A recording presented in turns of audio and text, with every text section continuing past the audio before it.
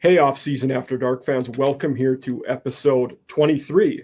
And for the second week in a row, we stay in the SEC, but covering one of the schools that we haven't got to yet. So we have Matt Bryan here with us to talk about the Auburn Tigers. You know, if you're a usual viewer, you know the coaching carousel and those vacancies is one of the main things we talk about. So we're going to dive into one of the biggest jobs on the market today and one where we're seeing a lot of big names be mentioned. Matt is also a guy who some of you may recognize in one of my quasi coworkers at Mike Farrell Sports. So you'll see some of his writing along with mine on the website there. So Matt, first of all, thanks for being here. Appreciate it. Yeah. What got you into the space, into talking about Auburn, into doing, you know, all the media stuff about them? So I've always been an Auburn fan. Came out of the womb bleeding orange and blue, basically. Okay. I didn't really get into covering Auburn sports until after COVID when I decided to put my journalism degree to work. So got started writing for warblogle.com. If y'all are familiar with that, I'm sure every Auburn fan that listens to this is. So I did some stuff for him for a couple of years. It was great. Funny enough, the hot topic that I covered while at Warblogle was Hugh Freeze. So we'll get into that later. But after that, I switched gears over to Auburn Daily with Zach Blackerby running the show. And mainly the draft. I'm a big draft guy. So, you know, I'll talk to you about the economy for like a minute. I'll talk to you about, you know, the New Orleans Saints cap situation for 2 hours. Like, it's insane. So one of my guests I've had on a few times is one of my real life close friends, Thor Nystrom, who does Fantasy Life for his full-time job. Yeah. So, but yeah, so I did that for a little while.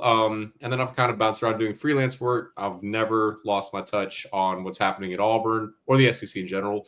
And like you said, now I'm with Mike Farrell Sports. And of course, I'm a big time podcaster. Me and my brother do the college fanfare together. And now I'm here. So glad to be here, Mike. So thanks for bringing me on. Awesome. And for all you listeners out there, as usual, I'll tag all the places where you can find Matt and his brother in their podcast when this is on both YouTube and X. So you'll have easy access to that. So I guess let's jump right into the deep end, Matt. Let's start before getting to the next guy. Let's do an abbreviated postmortem on the Hugh Freeze era. And how did we get to where we are today? Wow, yeah. This won't take long at all. So to understand how we got to the Hugh Freeze era, you have to go back to the time before. So Let's rewind the clock to the post 2020, the end of the COVID season. Gus Malzahn makes a statement, which I believe 1,000% this is why he got fired. So despite having a winning record, being, you know, Nick Saban's thorn in his side and winning the West a couple times, Gus lets it slip, you know, 8 wins is a solid year at Auburn. Now, if this was maybe like the 90s and the Saban dynasty and the Kirby Smart dynasty hadn't happened yet, maybe, you know, that comment would have slid. But I believe when Gus Malzahn said that, that's when the administration decided to fire him because Auburn wants championships. And we've seen the proof of concept. You can win championships at Auburn. So they were going to settle for 8. They let Gus Malzahn go in the weirdest coaching search ever. I mean, they're just so bizarre. Yeah. The plan was to fire him, and that was it. Like, it just, Mike, I'm telling you, there was no clear indication which way the coaching search was going to go. And I mean, Lane Kiffin's name popped up. Hugh Freeze's name popped up, ironically. But we genuinely had no idea. We didn't hear about Brian Harsin until literally the day before he got hired. That's how crazy it was. So Harsin comes on board, and I mean, on paper he looks good, right? Like one of the winningest coaches at Boise State. He's won conference titles there, 10-win seasons, blah blah blah. Everybody points to that play in the 2008 Sugar Bowl against Oklahoma or whenever it was. It's like, oh, he's an offensive genius. That did not last long. Harsin. And I've said this multiple times about him, and I've written it several times. He's a fantastic coach. That was a bad fit for Auburn. He didn't absolutely fit there. Yeah. So whenever people are like, fit doesn't matter, the Harsin era would like to have a word with you. Because, again, good LSU guy. fans are going through that right now. Yeah. Yeah. Harsin and Kelly. Oh, man. What a tandem that would be. Harsin's offensive scheme, it could have translated, right? But he just did not care about recruiting the way you have to in the SEC because, these coaches live at the high schools. Wasn't something Harsin was ready to commit to. And so it didn't go anywhere. They fired him. They move on. This time they had a plan, which is what led us to Hugh Freeze. The plan, of course, was recruiting. I feel like John Cohen got in his head that, okay, last time we needed a vision. So what's the vision now? Recruiting is lacking. We're in the bottom 50s at the time. Let's go get an ace recruiter who can also run offense. So that's how we landed on Hugh Freeze. Now, I know for a fact Freeze was not the first choice. Everybody at Auburn wanted Lane Kiffin. They were throwing the bag at Lane Kiffin. And which, if recruiting was what you were going for, Lane Kiffin's fine, but he's more of a portal guy, right? I think they just love the idea of a recruiter who can get 10-win seasons consistently, right? So, of course, Lane takes the job, changes his mind, stays at Ole Miss. Hugh Freeze was the backup plan. But again, on paper, what's not to like? Ace recruiter. He had some good years at Ole Miss. He upset Arkansas and Brigham Young at Liberty that same year, right? And he was doing well at Liberty. They were on a heater his last couple of years there. Offense was clicking. Dude, Malik Willis turned into the 34th pick of the NFL draft. Auburn backup quarterback, ironically enough. On paper, it looks great. Hey, here's the Diet Coke version of Lane Kiffin who can recruit. So that's exactly what they got. They got the Diet Coke version of Lane Kiffin, so the offense wasn't that great, but he could recruit. I mean, Auburn didn't have a winning product any year he was there, and yet somehow he consistently had Auburn in the top 10 in recruiting. He could sell a light bulb to the Amish. It was amazing to watch, actually. So the recruiting side of Auburn got fixed. There is now talent in the barn, as it were. Unlike last time when there wasn't much to work with Harsin, right?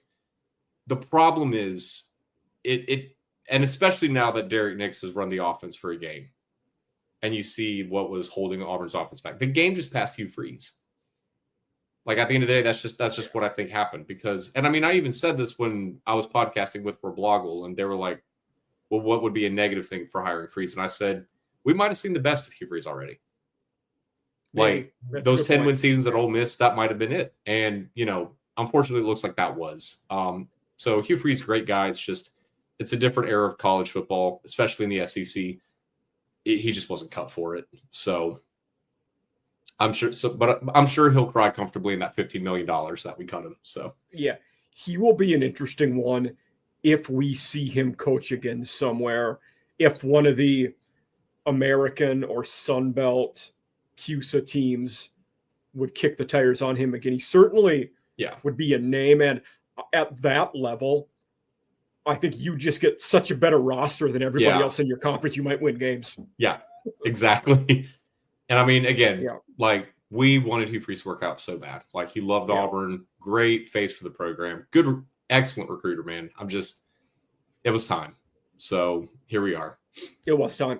Yeah. Now, you mentioned a name a few times, John Cohen, athletic director. How tied do you think his job is to this next hire?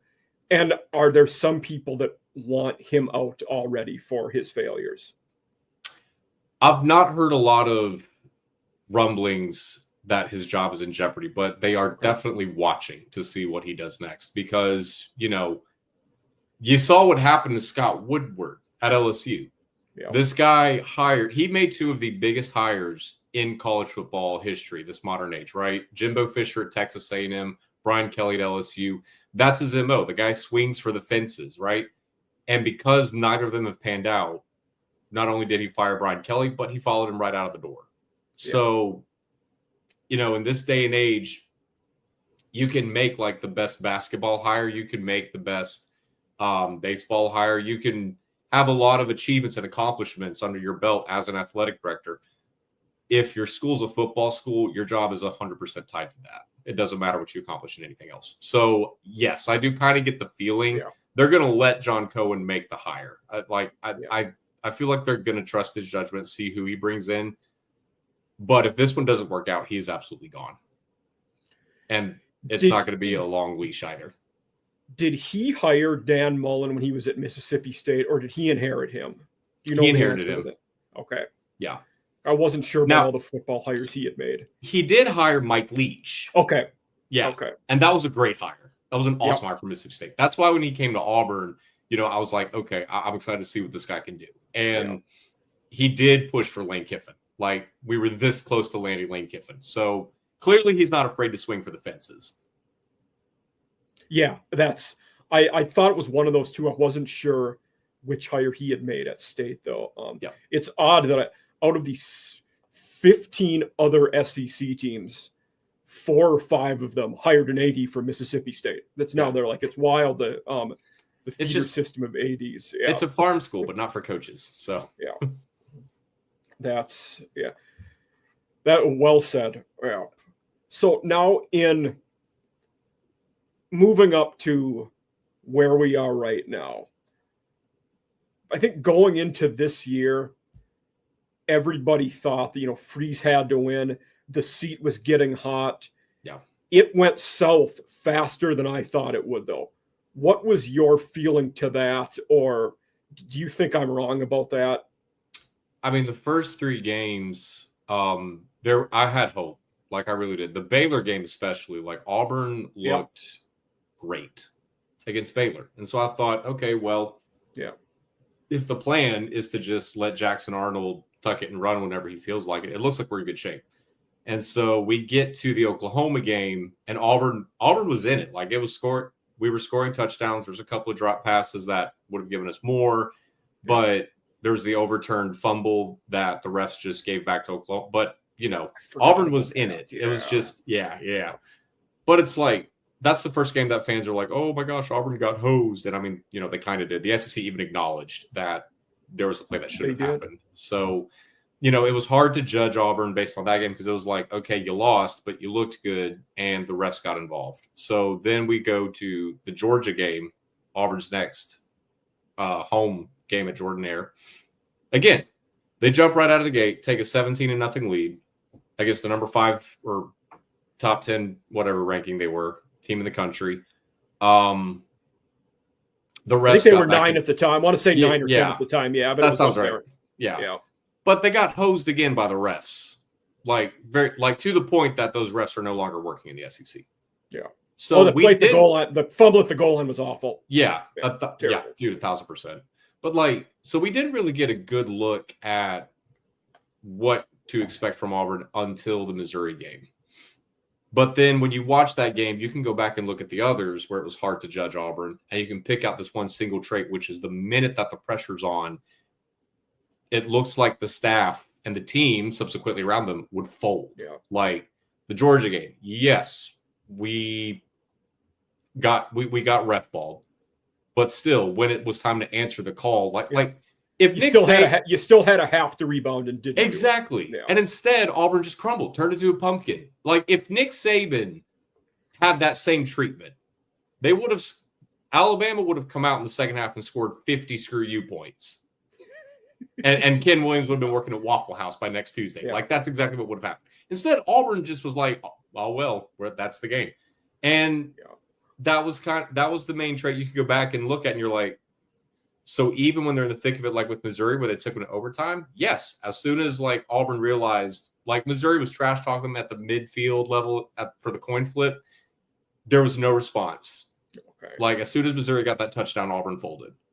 They did. And and it was just like, okay, so we know what to expect from a Hugh Freeze-led team, which is it's great when things are going our way. And if not, well, too bad, which is not how you should operate as a team, especially in the SEC. You compete no matter what. So, and plus when you're an offensive guru and you're in your 3rd year and your offense is no higher than 125 in the total offensive rankings in the NCAA, that's a problem. It always baffled me how well he did constructing the roster, except at quarterback. Going into year 2 with Peyton Thorne, what made you think his year 1 would lead you to success in his year 2? And then this year, a lot of people were high on Jackson Arnold. I didn't see it last year to make me think that he was going to be the guy for this type of offense. Yeah. I mean, I what else are you supposed to do when a guy comes to your school? Like I supported him. I was rooting for him. But like when the news broke, I mean, you got to think John Mateer's out there, Fernando Mendoza's out there, all these names that we're now seeing in like preseason. Caden Salter, who'd been at Liberty with Hugh Freeze, went to Colorado. I mean, he's not exactly putting up John Mansell number 6, but it would have made sense from a connection. Exactly. And all these quarterbacks you could have picked, and he goes with Jackson Arnold. And when the news broke, I was just kind of like, okay, sure. Like, let's just see, what does he see in him that maybe we don't see? I don't know. And again, I'm done listening to narratives around players like, oh, you got to give him a chance. He had bad receivers and a bad offense. I'm done. Like, I'm specifically looking at statistics from now on. If a quarterback just doesn't have good numbers, it's not going to work out. Because I've seen this song and dance twice. So I don't know why Hugh Freeze didn't think of that either. But here we are. Yeah. Cost him his job.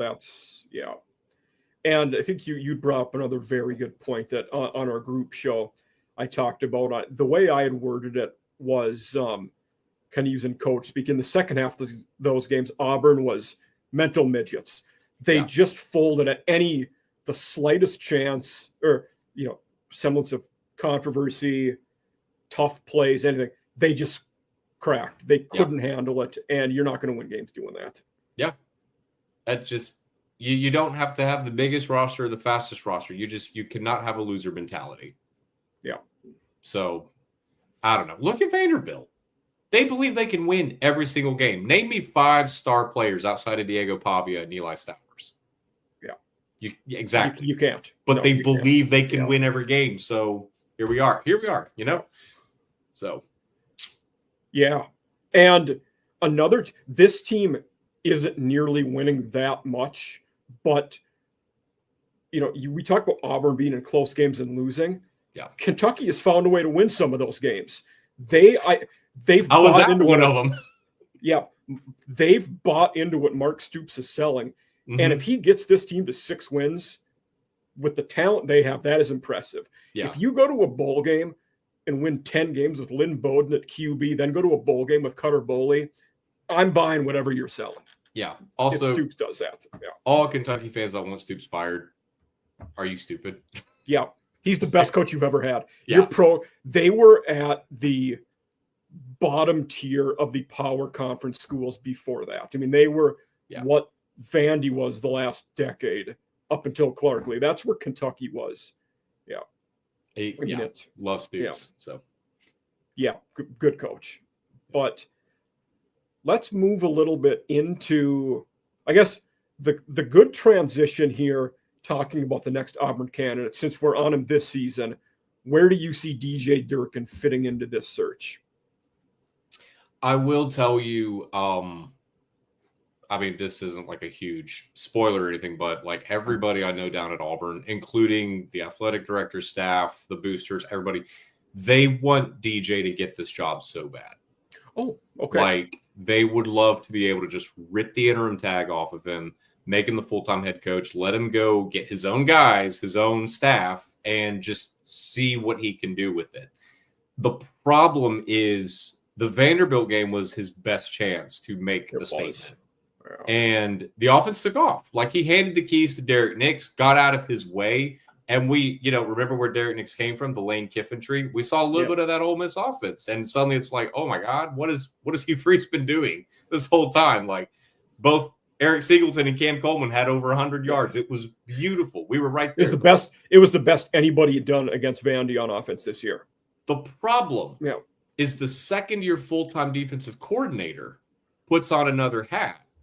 It was like the defense took a step backward. It was 2014 all over again. We could score as much as we wanted. We couldn't stop a nosebleed. It was insane. Yeah. So Auburn back to the Gene Chizik years then. Exactly. Yeah. And they looked good in the first half. Like they were in Diego Pavia's backfield, great coverage. But then in the second half, there were adjustments that got Diego Pavia more on the outside that Auburn just wasn't prepared for. And it was like, did DJ even plan for this? Because it didn't look like he did. And it was like, So is this what we're going to get from Durkin if he's having to split duties as a coordinator and a head coach?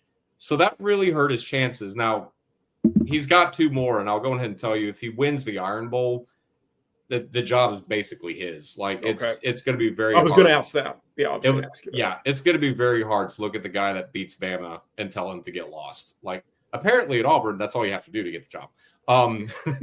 But everybody, the kids love DJ Durkin. The locker room has responded well. Like, you can see it all over Instagram and Twitter. They're posted memes, the little Dirk memes, or him with like the plate up. Like, they love playing for him. I mean, you kind of saw that energy on the field against Vanderbilt. Like, it felt like watching a Durkin-led defense on offense, just the way they responded to everything, and they looked prepared and tough. And it's like, okay, I would be okay with him getting the job, but he really shot himself in the foot against Vanderbilt. So now I have heard he is open to staying at Auburn. Just a rumor. It would depend on who the head coach is, of course. And I'm sure, like, if any head coach was worth his salt and could look at the product he's done, they'd be an idiot not to keep him. But I think the one interesting one there is John Summerall is going to be a name we talk about later on. Yeah. His right-hand man this whole time has been Greg Gasparotto. He's probably coming with his D coordinator, unless he gets the job at Tulane, which he would be a candidate for. Yeah. John Summerall's the one name where I'm like, okay, I don't like the chances of keeping Durkin if Summerall got it. No, I don't think there's a chance. Yeah, 1,000%. But like DJ right now, I'd say maybe if I had to put him in a tier of how likely it is, I'd say he's maybe 3rd out of top 3. So okay. Apparently Vegas agrees with me. Yep, I pulled these odds, and this guy has actually. This wasn't Vegas. This was an offshore book. Oh, okay. Gotcha. Yep. I was like, did I just do that? Yeah, wow. You did, but they had him. They do have him 3rd at Summerall 1, Golish, Durkin, Bob Chesney's a heck of. In fact, Bob Chesney was here in Huntington last weekend. JMU played at Marshall. I don't see him getting this job. He could be Vautech. He'll be in the mix for some other ones. I don't know that this one is and Fran Brown would have been in the mix if they would have been even close to how they were last year. Yeah. Syracuse is a dumpster fire this year. Once Steve Angeli got hurt, they can't beat anybody. They can't score any points. Yeah. So I'll tell you, going ahead and strike James Franklin's name off that list. Like, okay, my gut just tells me from everything I've heard, I don't think he's coming to the SEC. I think he wants to stay up north. I think he's waiting for a job that isn't open yet to become available. Yeah. Michigan State. He might be another Michigan State candidate too. Yeah. The other job that he could be a candidate for that hasn't come open yet. He was a former O coordinator at Maryland. If Mike Locksley gets fired, Franklin could be a guy they look at there, I think. Which, for the good people, no, Mike Locksley did not lose his job. He did not. I saw that post from that spoof account, number 3 Sport. Yeah, everyone was blowing up. Yeah. Were you in the chat when that happened? Yes. Everyone was like, I was. Somebody wrote an article about this. He just got fired. It was like, dude, he's still there. No. But yeah. Just so everyone knows, because we only report truth here. Mike Locksley still has a job. So. He does. Yeah. I would say, can I throw you real quick? We'll get back into Auburn coaches, but let me just tell you what I think is going to happen with Franklin. If you're interested. I would love to hear it, yes. I really, really think he wants the Wisconsin job. And it'd be a good job. I mean, it's one I don't think they fire Fickle this year. I don't think so either. But I think he is hoping that, and I mean, it could happen. The bottom just falls out in Madison, and he gets the call to be the Badgers head coach. So beating Washington was a big win for them last weekend. Yeah, for Fickle. Yeah, but everyone's saying Virginia Tech. I really think he's going to stay in the Big Ten. It's convenient because it's open, but I think he wants a bigger job than Vautech right now. Oh yeah, which that's crazy saying Virginia Tech's not a big job right now. So yeah, Frank Beamer is he alive? Frank Beamer is alive. Yeah, I was going to say roll in his grave, but sorry. No, my apologies, alive. Frank Beamer.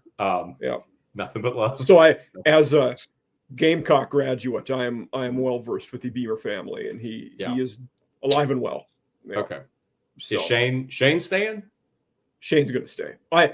That would be the only. I mean, it's a weird scenario. I've talked about this before, where I think the worse the Gamecocks do this year, the more likely he would be to leave for Va-Tech. It's counterintuitive. Usually, it's if you're doing better, you think to leave.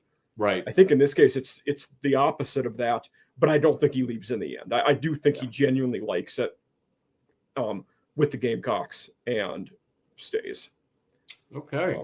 Gotcha. But yeah, Franklin, I think he is 100% waiting for either Wisconsin or Michigan State to give him a call. So you can take his name off the list for Auburn coaches. He's done in the SEC. Like, he did his damage at Vanderbilt, and I really do think he's done. So yeah, Golish is an interesting one. We've heard his name for a lot of jobs. They started the season so hot. I think he goes somewhere. I don't know if I see Alex Golish going to Auburn, but I like Golish a little more than Summerall, and I've got some pushback from my Auburn. I'm the opposite with you there, but I would like to hear your rationale. So the thing is, first off, yes, John Summerall is the favorite for a reason. There seems to be a lot of smoke around that, and he could work. The difference between Summerall and Golish is this: I have seen Golish call plays in the SEC. Mm-hmm. He was part of Tennessee's rebuilding project with Josh Heupel. Yeah. I mean, he's the guy that took the Virginia Tech cast-off Hendon Hooker and turned him into a Heisman contender, right? Yeah. I've seen his body of work in the SEC, and now he's gone down to USF and took Florida, behind the woodshed. Didn't exactly smack him around, but he came out with a victory. So I feel like Golish is better prepped for the SEC than Summerall is. The counter argument I keep getting is what Alex Golish has done once at USF, John Summerall has done twice at two different power group of six programs. And to your notion of, Golish has called plays, Summerall was a D coordinator on an 8-10 win team at Kentucky. So he was calling the other side of the ball. Was he not the linebackers coach? I thought he was both at one point. He was professional podcasting, everybody. Welcome to the show. I mean, if he was defensive coordinator, great. Like, that's awesome. I read that he was the linebacker coach. He was the first half of his time there. Okay. Then the second, he was only linebackers the first half. Then the second half he was. So he probably wasn't calling the defense for the 10-win season, but likely was for the 8. Okay. Would probably be the likely scenario there. Gotcha. Okay. But again, and go ahead. Golish, very impressive what he did, the last 2 years there with Heupel. I mean, they were good and very good at game playing against opponents. They were finding, whatever your weakness was on D, they were targeting. They had a heck of a team. They were good. And he took over a terrible program from Jeff Scott, who won, I think, 3 games in 3 years. And they instantly went to a bowl game his first year. Very impressive. Oh, yeah. Like he did there what Charles Huff is doing at Southern Miss this year, essentially. Yeah. So he's done it twice. Like, 2 10-win seasons at 2 different programs. And that's great. Like, he could come to Auburn, and I think if Summerall came to Auburn, they would be good, right? It's just you have a little more comfort with the whole, Golish actually, he's been in this conference. He knows what's expected. He knows how to recruit, and he knows how to call plays against, the big dogs, Georgia, Bama, you name it, Florida, which is going to be added to Auburn's schedule next year. But again, I don't. By the way, who are Auburn's 3 permanent opponents? So it's Bama and Georgia, which Auburn fans, I don't care how good Alabama and Georgia are, Auburn would have rioted if they lost one of those rivals. So, I mean, Alabama I knew would be one of them. Yeah. Georgia, can't stand the dogs, but it's the Deep South's oldest rivalry. Like, we were not going to let that go. Vanderbilt is what we were given because it was like, oh, well, they play 2 of the toughest teams. Let's give them Vandy. Yeah. Well, now Vandy looks, great. So thank you, Greg Sankey, for that. Yeah. Whatever. Gamecocks have Georgia, Florida, Kentucky for their 3. Okay, see, you got the same treatment. So you got the team that would have been, nice to have 5 years ago. Basically. But yeah, so looking at some other names we're hearing, Kenny Dillingham has took Arizona State to the playoffs last year. That's done a fantastic job. He's at his alma mater. He says he's staying. Do you believe him? No. Okay. No. Listen, don't make me tap the sign that has the Nick Saban quote, "I'm not going to be the next head coach at Alabama." Okay. Money talks. And I get it that Arizona State is, that's his backyard. And, he's done some good things there and all that. But it's like, if you're a coach that wants to be among the best and truly contend for championships, well, what conference has won the most championships? It's the SEC.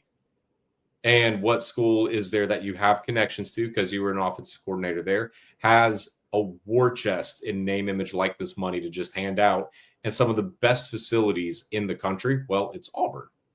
And so, I really do think, if he has an okay season with Arizona State, and if Auburn just makes him an offer he cannot refuse, he's gone. Okay. And honestly, that's the hire I like the most, because I think you'd be fortunate to have him. Yeah. He would be good. Because we haven't really had good quarterback play since he left. Bo Nix's freshman season at Auburn was the only good season Bo Nix had. And then what did Bo Nix do when he transferred? He goes to Oregon. Well, who was the coordinator there, Mike? Yeah. Kenny Dillingham. Sure. And what happens? Bo Nix was a Heisman contender. So, plus, I feel like Kenny would keep DJ in a heartbeat. So certainly might. Yeah. Yeah.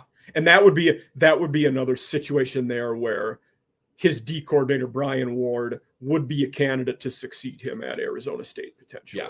And I feel like that's how he would want it. He would tell him, "Hey, I'm going to keep DJ, stay here, and keep doing what we've done." I feel like that's a situation everyone would win. Do I feel like that's most likely? Well, no, it's Auburn. The likely candidate is hardly ever, or the candidate you want is hardly the one you get. Yeah. So, but yeah, that would be my dream hire. Kenny Dillingham keeps DJ Durkin. There you go. 2 other guys that I want to dive into, like we did with him. Another former Auburn assistant. I've been a big Eli Drinkwitz fan for years. I think he would be a good hire for you guys. Again, I don't know if he leaves. He's also right now the betting favorite at Penn State to get that job. Yeah. So how would you feel about Durkin? What do you think the viability there would be? I'll be again, nothing against Drinkwitz. He's a fun guy. Good guy.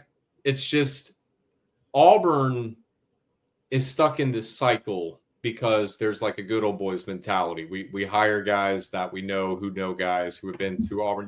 That's how we went from Gene Chizik to Gus Malzahn, Harsin excluded, to Hugh Freeze. There was always a connection there. Drinkwitz would just come from that same tree. And it's if you have cut 3 different branches off that tree and couldn't get a fire going, what makes you think the 4th one's going to do anything different? And I mean, you look at Drink and what he's done at Missouri. Great coach at Missouri. Fantastic. Phenomenal. And was great at App State before that. Won 12 games his only year there. Agreed. It's just with his current situation. And I'll say the same thing about Clark Lee and Jeff Brom and Brent Key, who are coaching at their alma maters. Some coaches only work at the program that they're at just because of the program, the culture, Drink just feels like he only works at Missouri. Why is Dillingham different from Drink in that respect? Because Dillingham, first of all, he's not cut from that Southern, you have to have had a major job here. He was offensive coordinator at Auburn for 1 year. He was. And that was it. Drink's been all over the South. Secondly, Kenny is kind of he's a younger guy, so he's got more energy. And there's 2 different mentalities that I see on the screen when I watch them. So Drink recently came out and said, we got to get out of this mentality that it's, I don't know what he sounds like, where he's we got to get out of this mentality. He says playoff or bust. first of all, that's the kind of statement that got Gus fired. Yeah. 8 wins is a solid season. Get out. No. Meanwhile, Kenny's over here going, we expect to compete for championships. He takes blame for every single loss. I see a winner with Kenny Dillingham. Yeah. Whereas with Eli Drinkwitz, it would be the same thing of oh, well, hey, we had a good season. And again, that's fine for Missouri. That's why he works at Missouri. But that's the same reasons that he gets kept at Missouri are the same reasons that we fired Gus.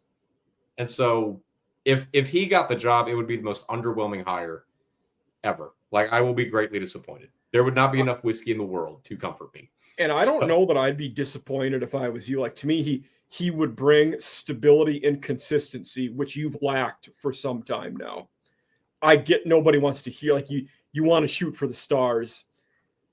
And the things he said, especially this recent one with, it's not playoffs or bust, definitely puts a dent in that. Well, I think he'd be a decent hire. I'll be honest with you. I think that quote alone cost him a shot at the Auburn job. Maybe. I feel like Cohen heard that and said, all right. So, but yeah, again, great coach. It's just he's right, by the way, but nobody wants to hear that. Nobody unless you're Big Ten wants to hear you say that. Right. Yeah. We want to be in the playoffs every year. We want to win 10 games and get a home game in that first playoff round. But in the back of your head, if you won 9 games and looked fine, you'd be like, we won a season. But it's you don't say that out loud. Eli, you don't say that out loud. Yeah. So you had mentioned the next guy in that train of thought that I wanted to talk about. The third one, Brent Key, another name we're hearing a little. He's at his alma mater, Georgia Tech. Again, took over a terrible situation. He's won games there.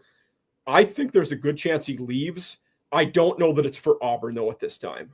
I disagree with both statements. Okay. Let me just kind of explain to you what I mean by this. So I said certain coaches only work at certain programs. Clark Lee, Jeff Brom, and Brent Key, you've got to remember, these guys are coaching their alma maters. They are home. And Jeff Brom's the exception there, I think. He was a Louisville quarterback, wasn't he? But he took Purdue to a conference title game, so he worked elsewhere. Well, yes. But now he's at Louisville, leading them to ACC title games and stuff. And I mean, that's the dream if you're a coach, right? It's called the Spurrier dream. Go to your alma mater, lead them to a championship. All 3 of them, I think, are happy with where they're at. But I have this, it's just a theory, Mike. But great coaches. But when you take them out of that aspect of it's where they're from, it's where mama calls them home, I feel like there's a level of intensity and passion that just kind of fades. And the guy that I would point to as an example is Scott Frost. Now, I know Nebraska was his alma mater, but UCF is where he cut his chops. And the second he got to Nebraska, it just didn't work because for whatever reason, it wasn't. He didn't feel the same way.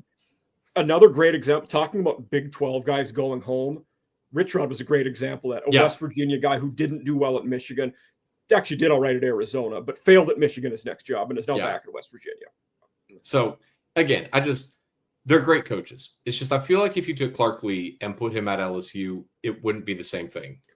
I don't think I was on Locked on Vandy with Corey Burton last night, and he's one of the higher betting odds guys for LSU. I don't think Clark Lee goes to LSU. That job is so cooked. Yeah. Out of Lee, Brom, and Key, I think I brought up Key because he's mentioned for these jobs, and I view him as the most likely to leave of the 3. Not saying he does leave, but I think he's the most likely of those 3 to take a different job. Largely because Tech doesn't have a lot of resources. I would say they would all stay. But if you put a gun to my head and told me to pick one, I would say Lee would probably leave just because, he's done a great job at Vanderbilt. It's just once Diego Pavia leaves, what's the plan? I feel like he's going to realize he's hit his ceiling and, someone will pick him up. Come on. So what I said, I told Corey, I think in looking at where Lee is coached and the type of schools, the scenario where he leaves you this offseason would be if Marcus Freeman takes an NFL job, him going to Notre Dame could be because he was the former D coordinator. That would make sense. Yeah. 1,000%. So, yeah. But the key one is interesting. Like all these guys we're talking about, my article that's coming out for Farrell tomorrow is about either coaches who are at their alma mater and mentioned for other jobs, or guys like Jed Fish and Rhett Lashley, who their alma maters have openings and they are rumored for those gigs. So it'll be interesting. And Brent Key's an interesting one because he's fairly high on the odds at both Florida and LSU right now, as well as, the job we're talking about. So clearly, all those schools aren't going to get the guy they want. He might be one of the musical chairs guys that's left standing and, hey, Brent Key, do you want the job? Like, I don't know. I feel like Brent Key will eventually leave Georgia if he can, or Georgia Tech, excuse me. I feel like he would leave Tech if he could beat Georgia a couple times, Yeah. Stick it to the rival, and then he's going to be like, all right, I'm done. Like, I don't know. But anyways. No, also, I think that's a great point. Who is Jed Fish's alma mater? Florida. Florida. Okay. Yeah. I could remember for a second. Yeah. No, he was a student assistant there when Spurrier was coaching, mid-90s. So I remember that now. Yeah. That'd be a good hire. I think so. I mean, he took over. He's one of those guys like we're talking. The way you said, like you'd feel about the Drinkwitz hire, I think some Florida people would be underwhelmed with Fish, and they shouldn't be. No, he took over a terrible Arizona team in the Sumlin years. They had won a 1-win team. His third year, they won 10 games. Yeah, that was really good. Football guy, 1,000%. Yeah. So he'll be an interesting name to come up with, I think. So let's one more activity we'll do as to end our coaching talk here. If we're looking at the 4 openings in the SEC, right? If you were picking right now, who do you think gets the Auburn job? I'd probably lean Sumrall. No, if I had to put money down on it, I would put a bet on Sumrall. Okay. But I would also follow that up with a bet on Dillingham. Fair. Okay. Because again, I'm not going to say too much, but just keep an eye on that one. Just keep an eye on that one. Absolutely. So now LSU. I think that's the toughest one to peg at this point. It is so because much going on there. LSU, as soon as they fired Brian Kelly, that job became the #1 job in America. Yes. I mean, we can debate, like, we could rank schools and all that, but I mean, you look at facilities, money, history, and stuff. The list goes like LSU, Auburn, Penn State, Florida, but LSU's always at like the top of everybody's list, right? Yeah. Until recently. Yes. And because you fire Brian Kelly, the governor of Louisiana steps in and fires the athletic director. When has that happened before? Yeah. Like, so your job isn't just decided by the school, apparently. Your job is decided by the state. So they have no athletic director. They ripped the interim tag off of the guy who's running it, right? But now Brian Kelly is coming back with his lawyers saying that LSU's trying to fire him for cause, and the cause is they hated him, and LSU. So now there's like this fight going on between the two, and now there's a question of, okay, so the state can fire me, and I might not get my full buyout if I suck there. So LSU has now taken themselves from #1 to like maybe #3 or #4, just because of all the crap that shouldn't even, pay the man and move on. Like, this shouldn't be a thing, So I think they definitely shot themselves in the foot with getting Lane Kiffin because of that. Which we'll get to him in a second, but we will. Yeah. If they swung in apparently, I don't know if you've heard the same thing. They swung and they missed on Marcus Freeman. I did hear that. I don't know how credible it was, but I did hear it. Yes. The fact that those reports came out while Woodward was the athletic director, it makes me believe them, just because that sounds like something he would do. I didn't know the timeline, so that does jive a lot more. Yeah. Yeah. So I don't know. He said, she said, but for the LSU job, Ed Orgeron. No. Yeah. Are we gonna go way down the list here and get a candidate nobody like the D coordinator, the best team that is Dave Aranda going to end up being in the mix for this job because Baylor's going to go to a bowl game. Like I don't know. Yeah, I really think it's going to be a name we've not heard yet. I'll just go ahead and say, watch Lincoln Riley at USC. Okay, he has said that he wants to stay there. I talked to you a little bit about that situation off camera. For those of you listening, let's just keep an eye on that. LSU was in the mix for him a while ago. LSU certainly has the money to go after him if they wanted to. Again, it's the off-campus stuff that's going on. That's going to have a lot of questions looking at that job going, okay. I would, but again, that's a lot of words to say that I would give I would probably pick Jeff Brom. Okay, that's fair.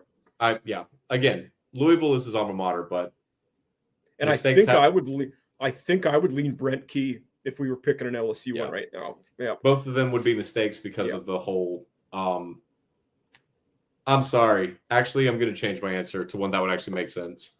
Let's give Joe Brady a call. Okay.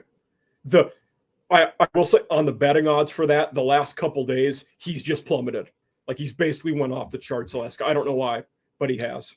Because, well, it could be because of what's happened, right? And he's like not really answering them. But I mean, think about it. Like, was LSU's offense because of Steve Nussmeier or was it because of Joe Brady in 2019? I think after you see how things went when they went their separate ways, it was Joe Burrow for sure, but it was also Joe Brady.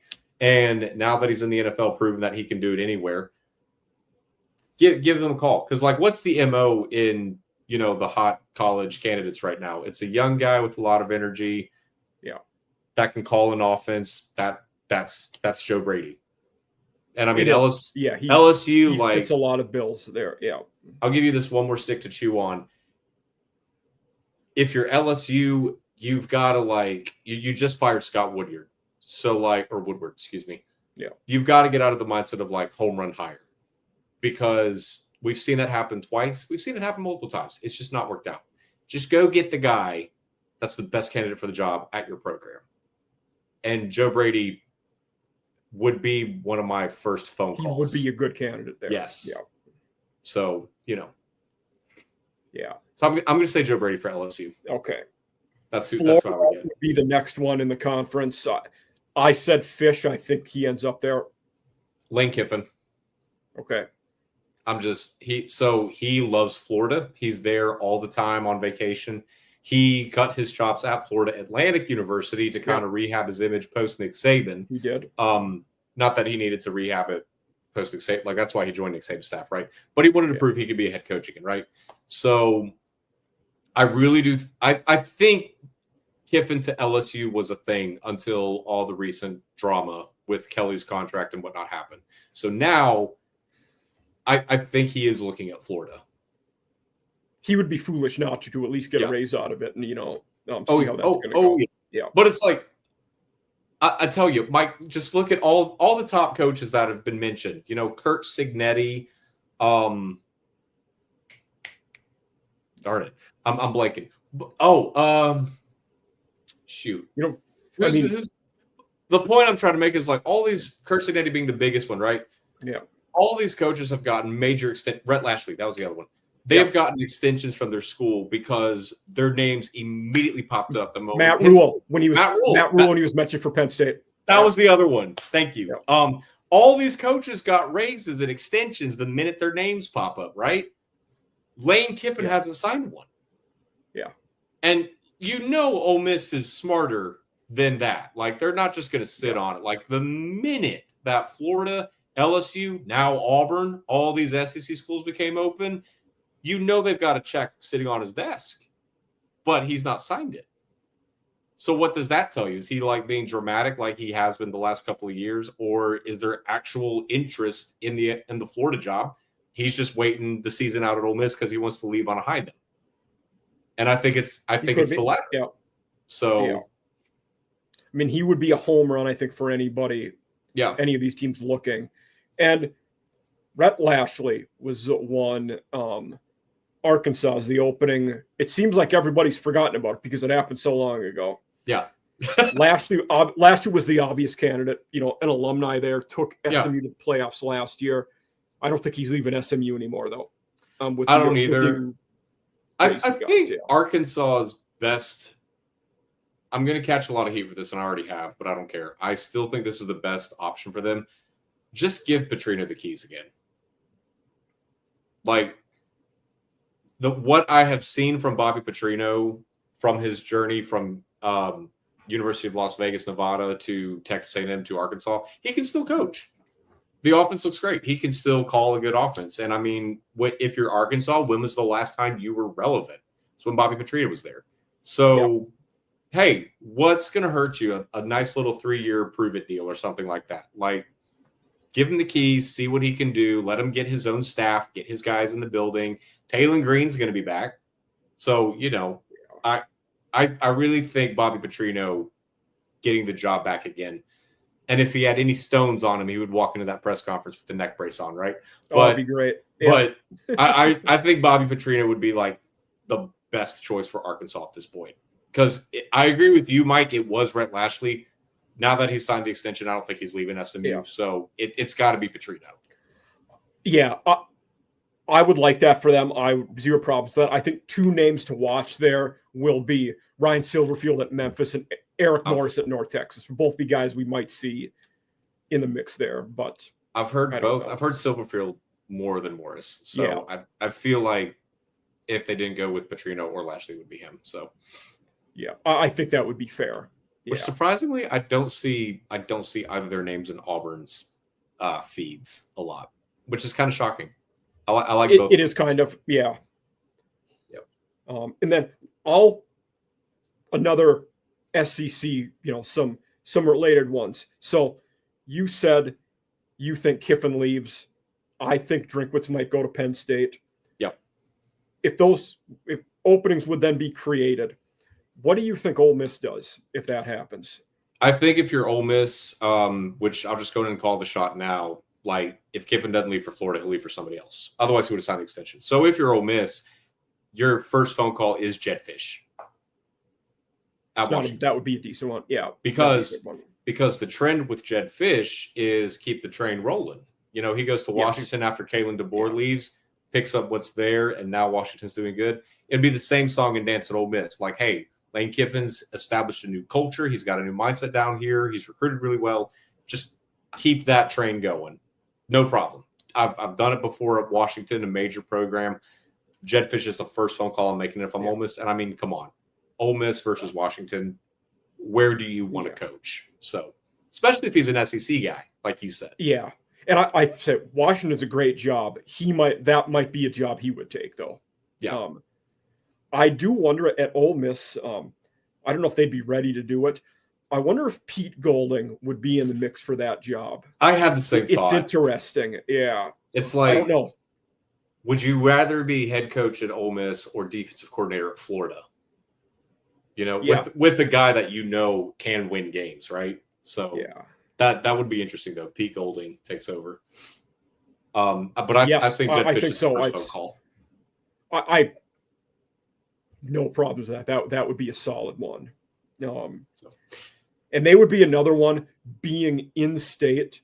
Mm-hmm. Charles Huff could be an Ole Miss candidate too for how well he's doing at Southern Miss. Former Saban assistant. He would be a guy that maybe. And then a very interesting one for me would be if Drinkwitz leaves.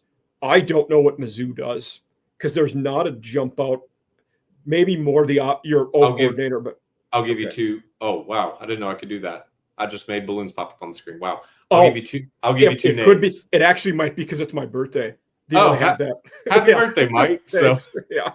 No, I'll give you 2 names right now for Missouri. For Missouri if that happens. You ready? Yep. Phone call number 1.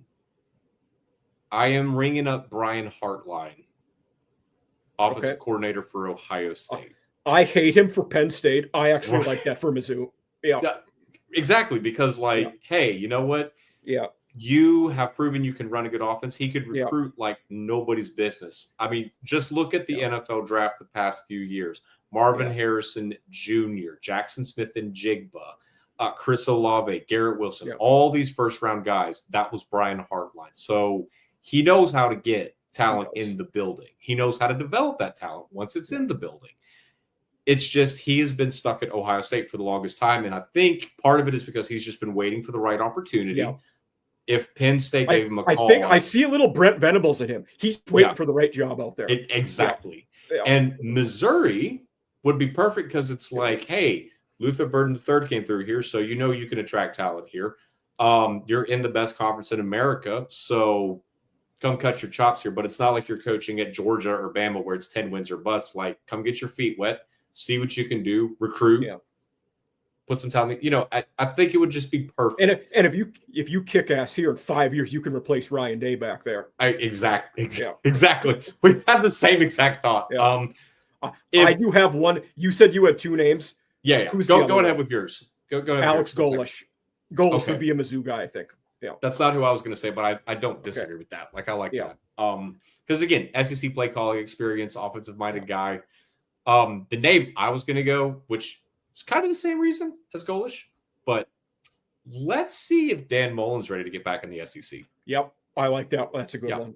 Just give him a call. Just see how that conversation goes. So I feel like him and Missouri would be a good fit. That would be a good one. I didn't think of him. He would be solid. Yeah. Everybody forgets he's coaching again, and it's. I think it's because it's not like, a major program. It's like, oh, hey, who's the coach at Las Vegas? Oh, Dan Mullen. He's another guy. He has stayed high in the odds for the Virginia Tech job the whole way through. And if you're them, if you could get him, I would like that hire. Oh, yeah. Florida should have never fired him. Yeah. Like, they jumped the gun way too quick. So, yeah. So, we'll move into our end segment here. The few questions I always ask. Yeah. This one in the SEC is actually tough now. Which coach is on the hottest seat? We fired everybody on the hot seat, so I don't know who it is right now. Going into next year or just for the rest of this season? Take it however you want it. You can pick. If I am watching a guy for the rest of this year, it's probably Shane Beamer. And I don't think it will happen. But it won't happen this year. It won't happen this year. The fact that Lenore's, have you heard the Sellers stuff going on? Yes. Yeah. Losing out on Sellers to the portal and the way the season is just bottomed out. If he doesn't get fired next year, I would certainly keep an eye on him next season. By the way, I don't think Sellers portals. I think he either stays or goes in the draft. Okay. Because with the bad QB class in this draft, if he declares he's going to go to the combine, light it up, somebody's going to Anthony Richardson him in the top 15. Oh, yeah. 1,000%. I love that term. Someone's going to AR him. No, I'd agree with that, except I think he'd be better than Anthony Richardson. Because right now, he's only behind Fernando Mendoza, Ty Simpson, and Dante Moore. So, QB4 automatically. So, but I think he should portal and at least try to raise his stock because he absolutely could. Just not at Miami. Yeah. Miami is where championship seasons go to die. So. They are. Yeah, but I truly, if he would leave and portal it, and realistically, I know it's an option. It's something that could happen. Hopefully he can find somewhere where they're going to utilize his talents and what he's good at. Yeah. So for both the rest of the season and next year, Shane Beamer's a guy I would watch. You have to say Mark Stoops again. Kentucky, Kentucky they're fans the two. Would be, yeah. So it just if Stoops goes into next year and flatlines like 210, okay, sure, you can make the argument with me. It's just not this year. He's quickly turned it around in the second half. Cutter Boyle looks good at quarterback. I watched him personally at Jordan-Hare carve up DJ Durkin's defense. Oh, yeah. So, but Stoops, it'll be make or break for him next year. A lot of Kentucky fans just said, no, it's this year. No, you're an idiot if you fire him this year. Yeah, I'll go and right I'll throw a left-handed curveball at you. Kalen DeBoer. I mean, whenever he loses 2 games, he's going to be mentioned. Exactly. There's no security there. Yeah. And that's why I'm bringing this up. It's because it's like, at this point, if you're Kalen DeBoer, you've seen what you can do at Alabama. You've seen what kind of talent you can get in the building. You've seen what kind of games you can win. But you have also seen what happens when the floor falls out from underneath you. And it's not the same like it was at Washington or wherever else he coached. So if I'm Kalen, it's not necessarily a hot seat season for him. Yeah.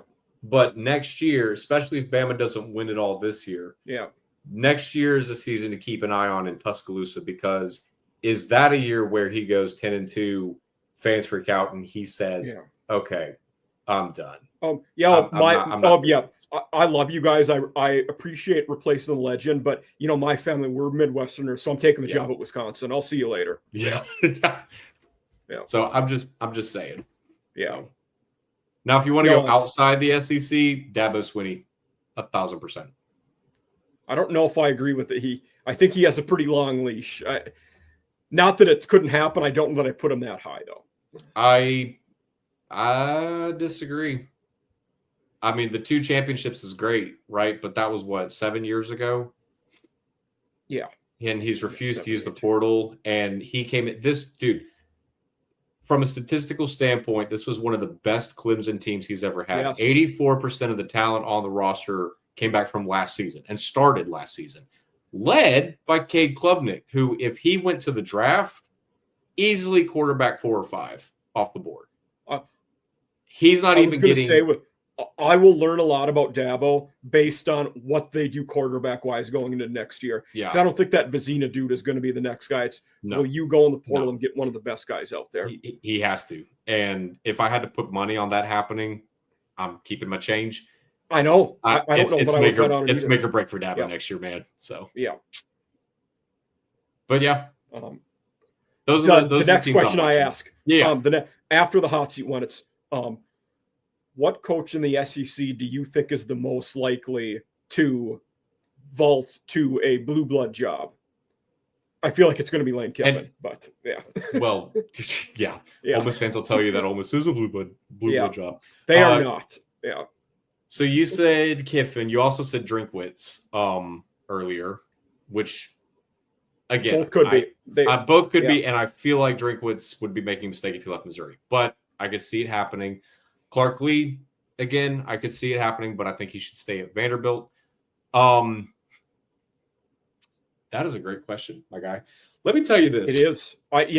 Would you consider the NFL a blue blood job? You can count the NFL. Yes, nobody's asked that, and I love that you asked that question. Okay, let's watch Steve Sarkisian go what he decides to do in the offseason. Okay. I'd be fascinated to see who Texas would hire if Sark would leave too, by the way. Nick Saban. God. I'm dead serious, bro. I am dead serious. They tried it once. They tried it. Do you remember this back in 2014, 15? Yes, I do remember years ago. It was when was it before Charlie Strong or the one before that? It was after Charlie Strong. Okay. So Tom Herman used to be the Lane Kiffin of the 2010s, boys and girls. But so they were looking at Tom Herman. I don't know how credible this report is, but it came from a guy who's covered the SEC a lot. He's covered college football a lot. Okay. Someone said that Texas offered Nick Saban $25 million. Oh, God. Yeah. And Saban said Strong got the job there in 2014, so that would have been that same cycle. Yeah. So and Saban said no, and rightfully so, right? Yeah. But again, no idea if that's true or not, but that's just what I heard from someone. And I was like, oh my God. Yeah. That would be a job. If Lane Kiffin is still at Ole Miss, he's taking that job. He's taking the Texas job. 1,000%. So no, I'd keep an eye on Sark, because it looks like he's got it made at Texas. He's done his job. He's resurrected the program. I feel like, because you got to remember, he's got experience on both sides now. He's been in college and he's been in the NFL. Mm-hmm. And in today's day and age of college football, you see a lot of these coaches look over at Sundays where there's not a heavy demand for recruiting all the time. There's not this huge demand to be the face of the program all the time. And there's reasonable expectations within certain parameters, right? Your roster's half its size at 55, not So there's not a whole lot to handle. You know, they're grown adults. Well, unless you know, it's the Steelers. But you know, I feel like Sark gives me that Cliff Kingsbury energy where he's been to the other side and he's been like, dude, the NFL is where it's at, right? So he just took the Texas job because, you know, it's Texas, right? Yeah. So it wouldn't shock me if we see in the next couple of years that Texas has a job opening because Steve left for the Titans or somebody. So yeah, I wouldn't hate that for for him it would make sense, and I think he'd be a decent hire for an NFL team too. Or the Dolphins if they move on from Mike McDaniel. Yeah. So what teams from the SEC are going to play for the conference title? All of them. Have you seen the rosters, bro? I have. Yeah. Give me a Texas A&M Alabama matchup tomorrow. I agree with you. I concur that I think that will also be the matchup. Now, this one gets a little tougher. What SEC teams do you think make the playoff? So let's just assume Texas A&M and Bama play, and I think if they did, Bama would win it. So give me Alabama and Texas A&M to make it by default for the championship game appearance. I like Georgia's resume, so they would probably get in just because, you know, you only lost to Bama by a touchdown, so they would get in pretty easily. And everyone's saying like, they're going to get 6 teams in. I don't really think so. The playoffs not going to want to be 5. Yeah, they're not going to want to show that much bias. So give me Ole Miss occupying a spot. Maybe at like 11 or 12 or something like that. And this is kind of going to be a stretch, but if Vanderbilt can win out and beat a ranked Tennessee team on the road because they're playing in Knoxville, if I remember correctly, sure, like put Vandy and Ole Miss together and let one, because I'll tell you this, if they do get 5 in, they're going to match some up and start thinning that pool very quickly. I think so. That's fair. Yeah. So give me an Ole Miss Vanderbilt home game for the Rebels. I like it. In this scenario. So no, that's fair.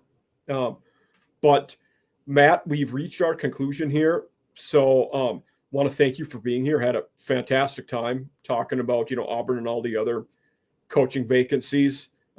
Everybody, you can find him at the Barning Man, and you'll see on the bottom of the screen there, and I'll of course tag that in our posts. But Matt, thanks for being here.